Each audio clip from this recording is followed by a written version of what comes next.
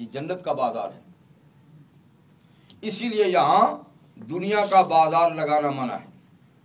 مسجد میں خرید و فروخت جائز نہیں، اس لیے کہ یہ آخرت کا بازار ہے. یہاں کچھ کریں گے تو اس کا صلہ آخرت میں ملے گا. تو یہ آخرت کے بازاروں میں سے ایک بازار ہے. یہ بھی فرمایا کہ اذا مررتم بریاض الجنہ فرتعوا، جب جنت کے باغوں میں تمہارا گزر ہو تو کچھ چر لیا کرو، کھا پی لیا کرو. تو صحابہ نے عرض کی کہ حضور وما ریاض الجنہ، جنت کے باغ کون سے؟ دنیا میں کہاں جنت کے باغ کون سے ہیں؟ فرمایا مسجدیں. پھر فرمایا کہ حضور چرنے کا کیا مطلب ہے؟ کہا چرنے کا مطلب ہے کہ جب مسجد سے گزرو تو کچھ دیر بیٹھ کے اللہ کا نام لے کر جایا کرو، صرف در و دیوار کو دیکھ کے مت نکل جاؤ، صرف مسجد کی خوبصورتی کو دیکھ کے واہ واہ کرتے ہوئے مت چلے جاؤ. کچھ دیر بیٹھ کے نماز پڑھ لو، کچھ تلاوت کر لو، کوئی ذکر کر لو، تب وہاں سے جاؤ. یہ ہے اس باغ کی خوراک. تو عزیزان گرامی، یعنی اللہ کے شعائر میں سے، دین کی نشانیوں میں سے مساجد ایک بہت بڑی دین کی نشانی ہے، جس کے اندر ہم الحمدللہ بیٹھے ہیں. تو حضور نے فرمایا کہ یہ جنت کے باغوں میں سے باغ ہے. من دخلہا، جو اس بازار میں داخل ہوا تو کان ضیفا للہ، وہ اللہ کا مہمان ہے. یوں بھی یہ اللہ کا گھر ہے نا، تو کسی کے گھر میں جائیں تو صاحب خانہ کے مہمان ہی تو ہوتے ہیں.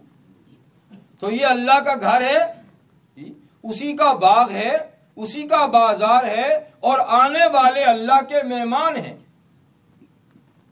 مہمان آتے ہیں تو میزبان ان کی تعظیم و تکریم کرتا ہے نا، کچھ کھلاتا پلاتا ہے. تو قراہا، حضور نے فرمایا صلی اللہ علیہ وسلم کہ قراہو المغفرہ، آنے والے مہمان کی مہمان نوازی اللہ کی طرف سے مغفرت سے کی جاتی ہے. اپنے گھر میں آنے والوں کو وہ بخش دیتے ہیں، بشرطی کہ وہ بخشش کا طلبگار ہو، بخش دیتے ہیں. وَالطُّوفَةُ وَالْكِرَامَةُ، اور آنے والے کو گفٹ کیا دیتے ہیں؟ کہتے ہیں عزت اور تکریم. وہ بڑا معزز اور مکرم ہو کے جاتا ہے تو اللہ کرامت کا گفٹ دیتے ہیں، مغفرت کی مہمان نوازی کرتے ہیں اپنے گھر میں آنے والے. تو بھائی کسی کے گھر میں آنے والا جو مہمان ہوتا ہے تو وہ اپنی میزبان کی شایان شان کوئی شان رکھتا ہے، تبھی تو آتا ہے. ہر کسی کے گھر میں ہر کوئی تو نہیں آتا نا. جیسے گھر والا ہوگا ایسے ہی کوئی آنے والا بھی ہوگا.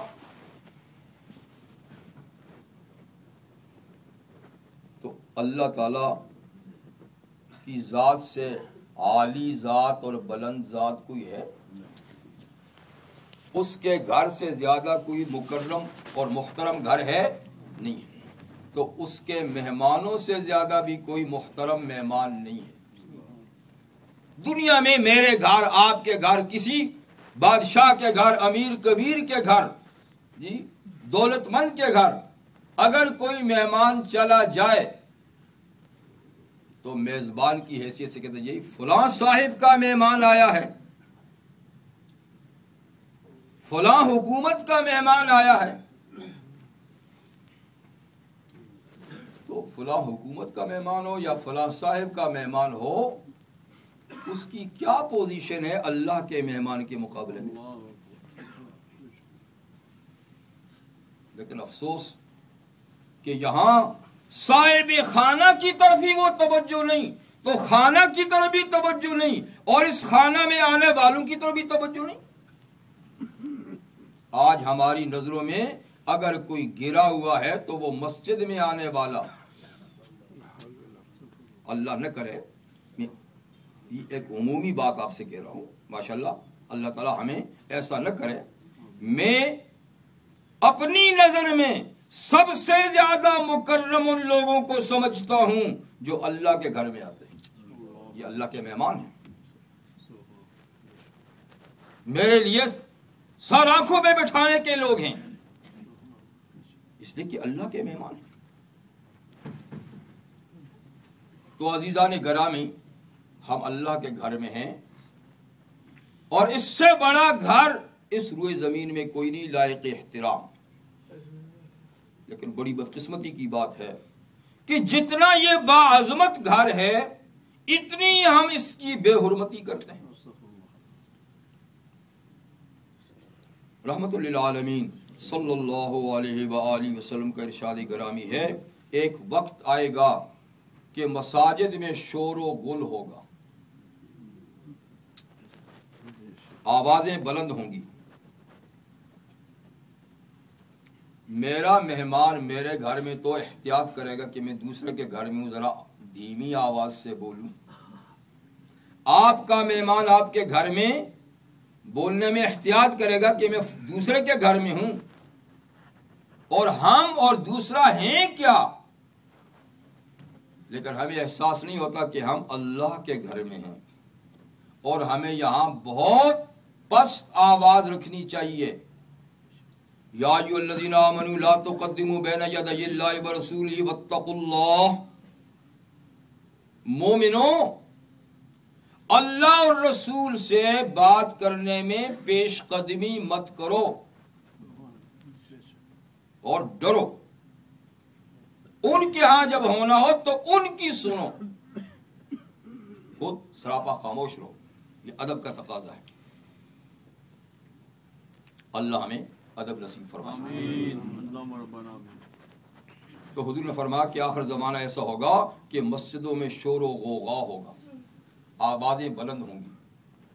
اور مساجدہم عامرۃ وہی خراب من الہدی. یوں تو نقش و نگار کے لحاظ سے در و دیوار، فرش فروش، لائٹوں سے گھر بڑے یعنی مزین ہوں گے، مساجد بڑی مزین ہوں گی، ایک سے ایک، لیکن ہدایت کے کام سے خالی ہوں گے. جو کام کرنے کا تھا وہ نہیں ہوگا، جو نہ کرنے کو ہوں گے وہ سارے ہوں گے. اللہ ہمیں تمام مساجد کی عزت اور حرمت رکھنے کی توفیق عطا فرمائے. آج مسجد سے متعلق لوگ نظروں میں گرے ہوئے ہیں. یہ ایک عمومی بات کر رہا ہوں. دیکھیں ماشاءاللہ کئی لوگ عزت احترام بھی کرتے ہیں اللہ تعالیٰ کی توفیق سے، لیکن ایک عمومی بات کرتا ہوں کہ یہ طبقہ جو مسجد سے متعلق ہوتا ہے یہ عام طور پہ گرا ہوا ہوتا ہے. خاص طور پہ جو مسجد کی صفائی، یہ تو اس کی تو کوئی ویلیو نہیں ہے. لیکن حدیث میں ہے کہ رحمت للعالمین صلی اللہ علیہ وآلہ وسلم کھجور کی ٹہنی، تازہ ٹہنی لے کر خود مسجد میں جھاڑو پھیرتے تھے.